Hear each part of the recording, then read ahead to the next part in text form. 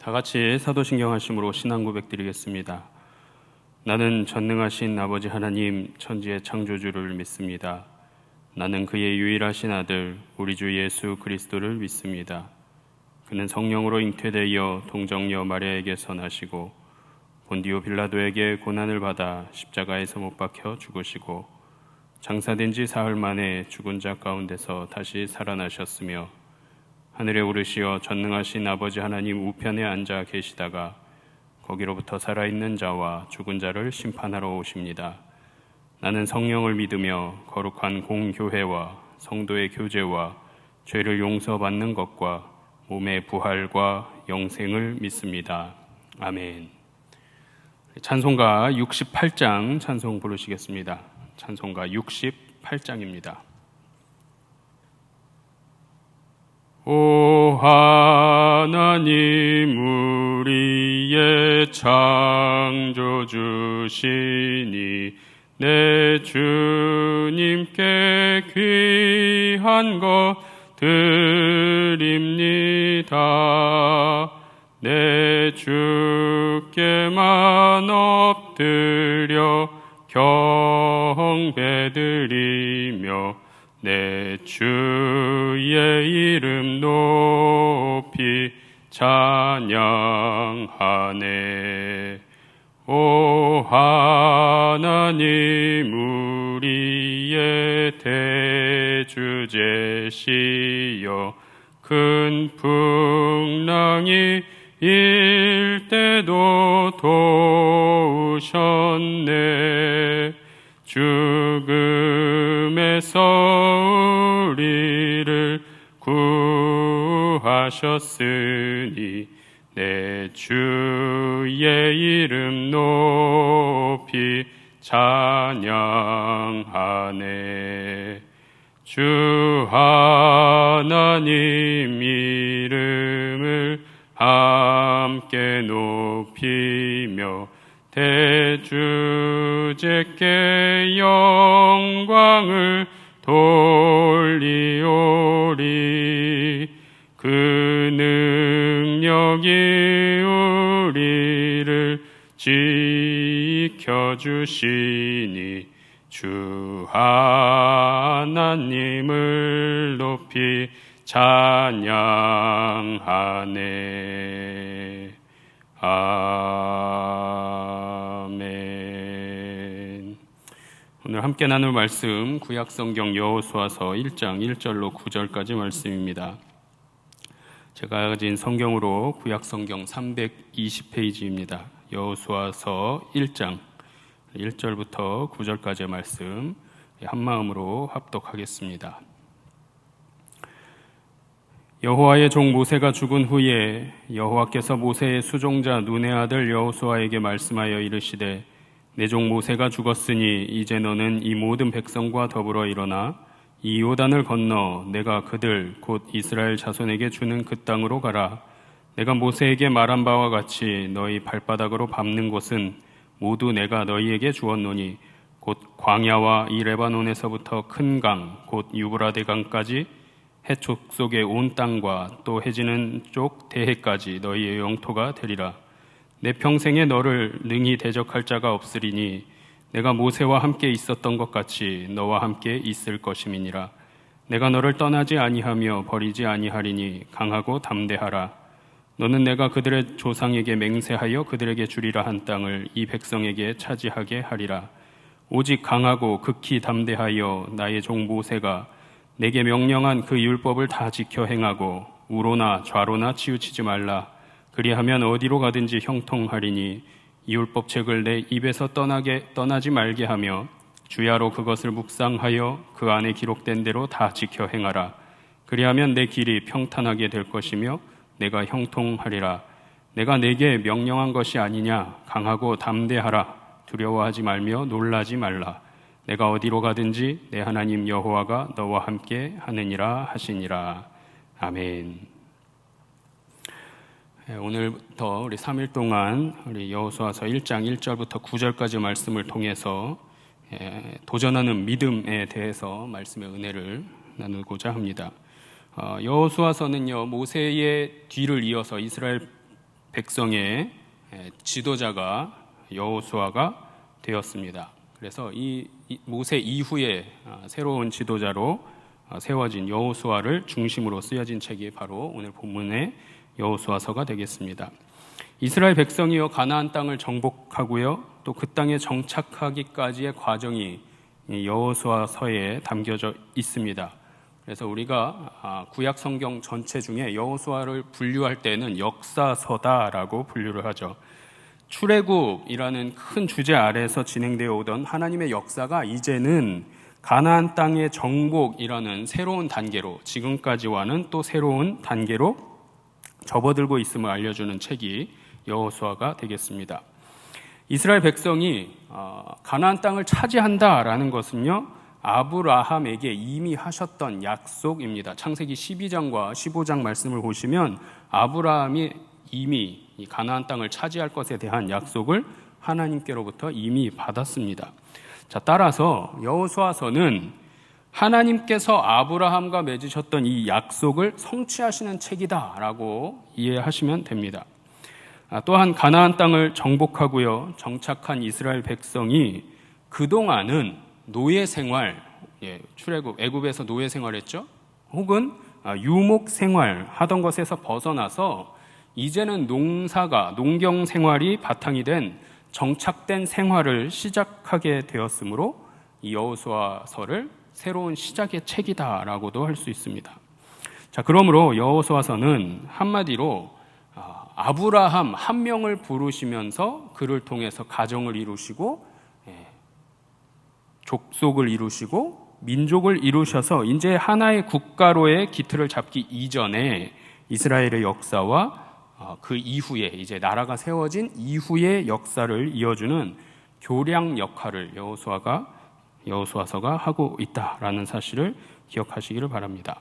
자, 이러한 여호수아서에 대한 전반적인 이해를 통해서 오늘은 본문 4절까지 1절로부터 4절까지 말씀을 중심으로 살펴보겠습니다. 1절부터 4절까지 말씀해 보시면 모세의 죽음 그리고 여호수아가 하나님께로부터 받은 소명에 관한 말씀이 기록되어 있습니다. 이스라엘 백성들에게 있어서 이러한 전환이 바로 출애굽을 인도했던 출애굽의 지도자였던 모세가 죽음으로부터 시작된다라는 겁니다.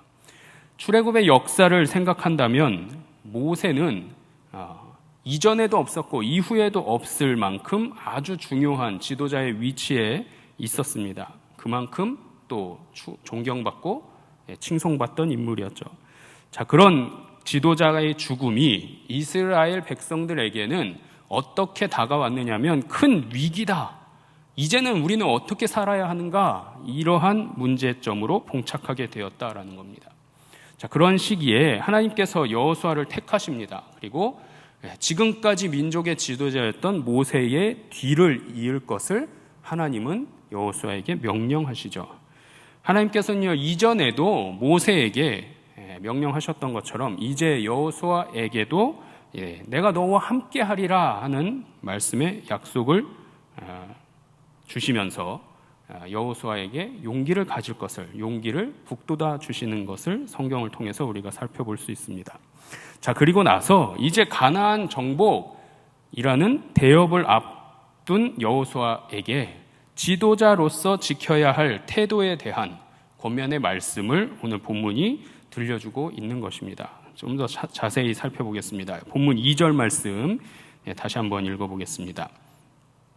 내 종 모세가 죽었으니 이제 너는 이 모든 백성과 더불어 일어나 이 요단을 건너 내가 그들 곧 이스라엘 자손에게 주는 그 땅으로 가라. 아멘. 자, 여기 보시면 내 종 모세가 이제 죽었으니까 잠시 전열을 정비하라, 잠시 쉬어라, 전투를 준비해라 라고 하지 않으시고요. 모세가 죽었으니까 이제는 오히려 일어나 가라 라고 말씀하십니다. 하나님은요 우리를 망하게 하려고 일어나서 가라고 하신 말씀이 아니고요, 우리를 성공시키기 위해서 이제는 일어나서 가라라고 명하신 것입니다. 성경 말씀 전체에서 일어나라 라는 이 단어는요 618번 나옵니다. 무슨 얘기일까요? 낙심한 상태로 있는 모습은 하나님이 기뻐하시는 모습이 아니다라는 것을 성경을 통해서 또 기록된 단어를 통해서 말씀해 주고 계신 것입니다. 여러분 각자가 영적으로 게으른 문제에 빠져 있다면 일어나셔야 됩니다. 힘든 문제를 가지고 있는 이들 일어나셔야 합니다. 비전을 가진 하나님의 백성들의 특징은요, 구경꾼처럼 앉아 있으면 안 되고요, 작은 일 때문에 돌멩이에 넘어져서 좌절하고 낙심하고 있는 채로 있으면 안 되고요, 일어나서 나아가야 된다라는 겁니다. 또한 하나님은 여호수아에게 이스라엘 모든 백성으로 더불어서 일어나라 하는 겁니다. 너 혼자 일어나는 것 중요한 것이 아니라 그보다 더 앞서서 너의 백성 모두가 함께 한 마음으로 일어나야 한다라는 것을 말씀해 주고 있습니다. 아무리 소명받은 혹은 부름받아 세워진 여호수아라고 할지라도 백성들의 도움이 없으면 가나안 땅을 정복할 수가 없는 거죠. 쟁취할 수가 없는 것입니다. 마찬가지로요, 아무리 위대하고 준비된 목회자가 있다고 하더라도 나 혼자 하는 목회는 결코 성공할 수 없다라는 것과 같은 이치가 되겠습니다. 성도가 서로 기도해 줘야 되고요, 서로 협력해 주어야 하고요, 서로 후원해 줄 때에 나 홀로 목회가 아닌 하나님의 목회가 이루어질 줄 믿습니다. 하나님은 이런 과정을 통해서 하나님의 뜻을 이루어가는 백성들이 되기를 원하셨더라 하는 거죠. 말씀을 정리해 봅니다. 하나님께서 여호수아를 새 지도자로 세우시면서 주셨던 오늘 본문의 말씀들은 결국엔 하나님께 소명받은, 하나님께로부터 부르심 받은 우리 모든 그리스도인들에게 동일하게 주시는 말씀임을 기억하시기 바랍니다. 그리고 그리스도인이라면 이제는 하나님께서 원하시는 사명을, 하나님께서 원하시는 일들을 완수할 수 있느냐 없느냐, 이러한 명령들에 대해서 제대로 준비하고 있는가 없는가의 여부에 달려있음을 기억하시는 우리 성도님들 되시기를 바랍니다. 자, 따라서 본문에서 여호수아에게 주셨던 이 명령들은 오늘날 2021년 8월을 살아가고 있는 모든 기독교인들, 모든 그리스도인들에게 있어서는 인생의 성공 비결이라고도 말씀드릴 수 있습니다. 염려가 많은 사람들은요, 책임을 지려고 하지 않습니다. 오히려 그 염려를 일시적으로 치료해 주는 것들을 찾아다니는 것만 좋아합니다. 그러나 불이한 해결책을 찾는 것은 오직 미래에 대한 염려와 불안과 두려움만 더 가증시키더라. 자, 가끔은요, 또 자기의 책임은 지지 않고 하나님께만 매여 있는, 하나님만 바라보고 있는, 나의 노력은 아무것도 안 하고 하나님만 바라보고 있는 분들도 있습니다. 당연히 해야 할 일조차도 하나님께 떠넘기는 거죠. 자연적인 일은 다 무시하고요, 항상 특별한 은혜만, 은총만, 하나님의 역사만 있기를 소망하는 마음, 순종하려는 마음은 없고 그러한 신앙은 없고 하나님의 기적만, 표적만 구하려는 신앙은 하나님이 결코 기뻐하시는 신앙이 아닙니다. 오늘 말씀을 통해서 그리스도인으로서 어려움과 큰 과제, 그 앞에서 우리가 취해야 할 자세가 무엇인지를 깨닫고 나약한 신앙인이 아닌 믿음을 가지고 담대하게 맡겨진 사명을 잘 감당하는, 전진하는 신앙인으로서의 삶을 결단하시기를 주님의 이름으로 축원합니다. 기도하겠습니다. 거룩하신 하나님, 우리 각자에게 소명으로 부르셨음을 기억하며 기도할 수 있는 주의 백성의 삶 살아가게 하여 주옵소서. 이제는 새로운 각오로 낙심하지 아니하고 주저앉아 있지 아니하고 일어나서 힘차게 하나님 나라의 삶을 살아가는 하나님의 거룩한 백성이요 자녀로 살아갈 수 있도록 또 기도하는 주의 자녀들 백성 삼아 주시기를 원합니다. 주님 도와 주옵소서. 이 모든 말씀 우리 주 예수 그리스도의 이름으로 간절히 기도드리옵나이다. 아멘. 하늘에 계신 우리 아버지, 아버지의 이름을 거룩하게 하시며 아버지의 나라가 오게 하시며 아버지의 뜻이 하늘에서와 같이 땅에서도 이루어지게 하소서. 오늘 우리에게 일용할 양식을 주시고 우리가 우리에게 잘못한 사람을 용서하여 준 것 같이 우리 죄를 용서하여 주시고 우리를 시험에 빠지지 않게 하시고 악에서 구하소서. 나라와 권능과 영광이 영원히 아버지의 것입니다. 아멘.